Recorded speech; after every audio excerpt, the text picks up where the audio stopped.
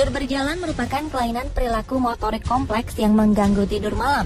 Tidur sambil berjalan atau somnambulisme ini diawali dengan stimulasi tiba-tiba saat seseorang sedang tidur gelombang lambat, dan puncaknya ditandai dengan aktivitas berpindah tempat dalam kondisi kesadaran yang berubah. Sayangnya bagi sebagian orang, tidur sambil berjalan menjadi hal yang menakutkan. Seperti contoh-contoh berikut, di mana orang-orang ini pernah melakukan berbagai insiden tak diinginkan akibat tidur berjalan. Beberapa bahkan berakhir tragis. Dan inilah 7 fenomena tidur berjalan berakhir tragis versi On The Spot.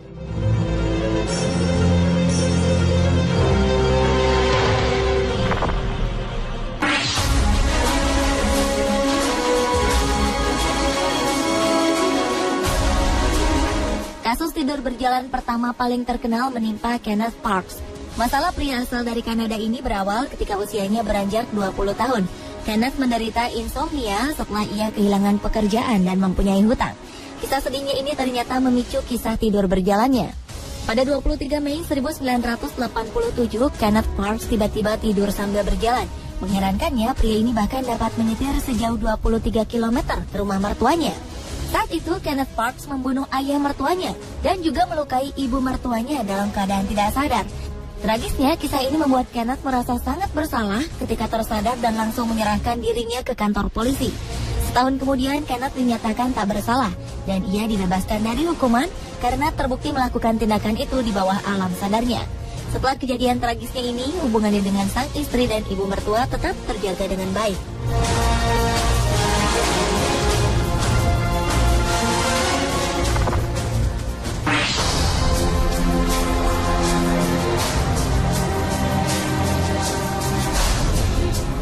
Kasus tidur berjalan selanjutnya datang dari pria bernama Timothy Brugman.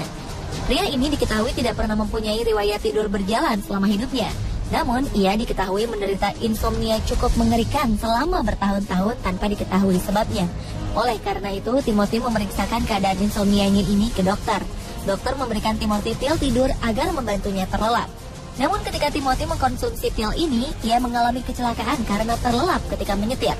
Ketika Timothy mengkonsumsi kembali obat ini, ia ditemukan tewas di luar rumahnya. Ternyata Januari 2009 silam, Timothy diduga tidur berjalan pada malam hari setelah mengkonsumsi pil tidur. Malangnya, pria ini keluar dari rumahnya tanpa mengenakan pakaian. Padahal keadaan cuaca saat itu sangat dingin di musim salju, suhunya mencapai minus 16 derajat Celcius. Besokan harinya, Timothy ditemukan tewas membeku di depan rumahnya.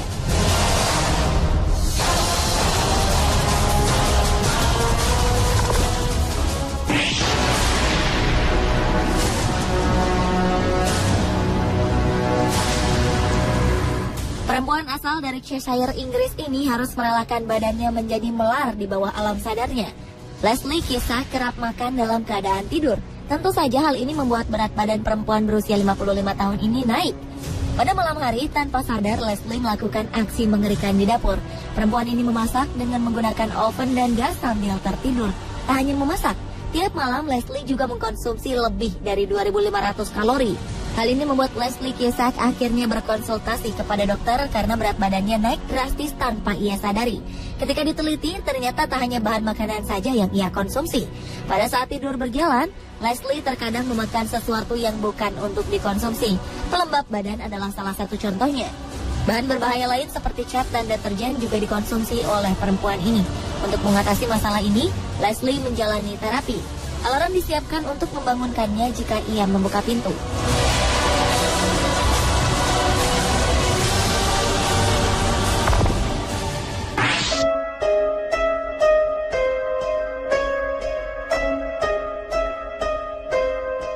Kisah tragis berikutnya datang dari Jules Lowe. Oktober 2004 lalu, sang ayah Edward Lowe ditemukan tewas di kebunnya setelah mendapat 90 pukulan cukup parah di tubuhnya. Jules Lowe pun menjadi tersangka utama dari kasus pembunuhan ayahnya sendiri. Seorang tetangga rumahnya menjadi saksi bahwa Edward yang berusia 83 tahun keluar rumah pada malam hari bersama putranya, Jules, dengan keadaan mabuk berat. Jules pun akhirnya mengakui bahwa dia membunuh ayahnya, namun dengan keadaan tidak sadar. Jules Lowe mengatakan bahwa keluarganya secara turun-temurun mempunyai kebiasaan aneh tidur berjalan setelah mengkonsumsi alkohol. Menurut ingatannya, ketika tidur berjalan, sang ayah memukuli Jules Lowe. Jules pun berusaha membela diri dari serangan ayahnya. Tragis, pembelaan dirinya ini membuat Jules Lowe harus merelakan nyawa ayahnya. Jules Lowe kemudian dilaporkan atas kasus pembunuhan ayahnya. Namun karena perbuatannya itu dilakukan dalam ketidaksadaran kedua belah pihak, Maret 2005 lalu, Jules Lowe berhasil lolos dari hukuman pidana.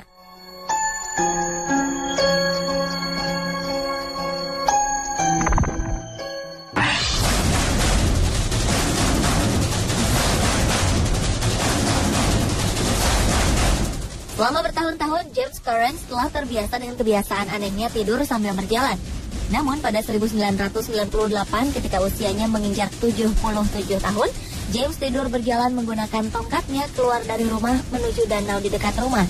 James terkejut ketika ia terbangun lantaran tubuhnya sudah terendam di dalam danau.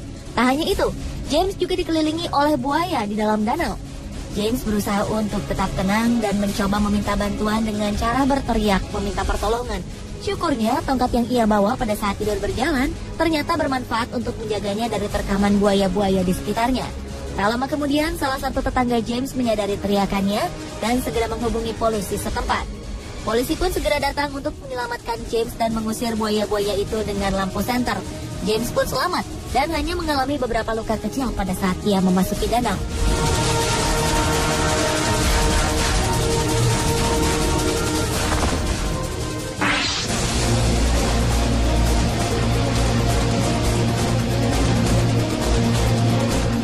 Meninggalnya André Monnier belum bisa terpecahkan di Perancis pada abad ke-19 menyebabkan detektif terkenal dipercayai untuk mengusut kasus pembunuhan ini.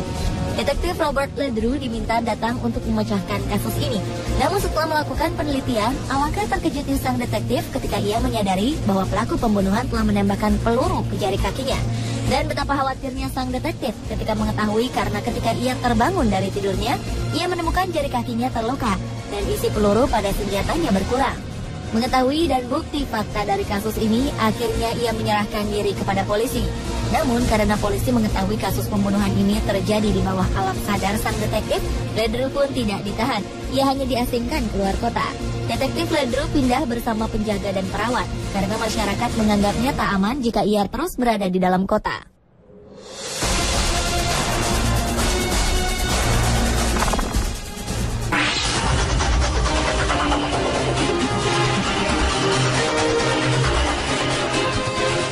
Ternyata tak hanya orang dewasa saja yang dapat tidur berjalan, namun fenomena tidur berjalan juga dapat terjadi pada anak-anak. Diketahui persentase dari kebiasaan tidur berjalan pada anak-anak bahkan lebih tinggi dari orang dewasa. 17% dari anak kecil berumur 4-8 tahun dinyatakan pernah mengalami tidur berjalan walaupun hanya sekali. Kejadian ini terjadi pada bocah laki-laki bernama Stuart Miller. September 1993, bocah berumur 8 tahun ini mengalami tidur berjalan. Ia bangun dari tempat tidurnya menuju jendela untuk keluar dari jendela tersebut. Naas, bocah ini terjatuh dari rumahnya yang terletak di lantai 4. Tak lama setelah kejadian ini, nyawanya berhasil diselamatkan. Sayangnya, kejadian ini membuat Stuart menjadi lumpuh dan harus duduk di kursi roda. Ketika mendengar kejadian ini, pihak pengadilan segera memerintahkan apartemen tempat Stuart tinggal mengganti jendela rumah mereka dan memberikan Stuart uang ganti rugi sebesar $2 juta Amerika atau senilai 23 miliar rupiah.